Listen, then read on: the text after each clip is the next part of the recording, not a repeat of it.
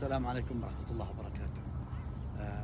بالأمس صورنا لكم الشيخ القارئ محمد الفقيه، وسبحان الله كثير من القراء يتعبون، وراءهم مؤسسات إعلامية، وراءهم تجار، وراءهم رجال أعمال، وراءهم قنوات فضائية يبذلون عشان يعني يسوقون المصاحف أو القراءات اللي يصوروها.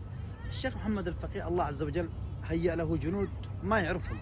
أنا سألته عن كثير من القنوات في التيك توك وفي اليوتيوب، أكثر ما يعرف. عنده قناة واحدة أو قناتين فقط في التيك توك في اليوتيوب، ما غيرها ما عنده.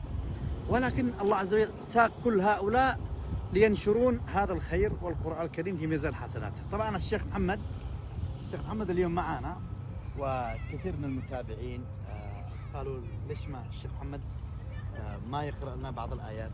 يدعون لك كثير، يدعون لك بظهر الغيب. الله المستعان. الله يبارك، نسأل الله أن يؤجرك. آمين. فاقرأ لنا ما تيسر. أعوذ بالله من الشيطان الرجيم. ومن أحسن قولا ممن دعا إلى الله وعمل صالحا وقال إنني من المسلمين. ولا تستوي الحسنة ولا السيئة، ادفع بالتي هي أحسن، فإذا الذي بينك وبينه عداوة كأنه ولي حميم.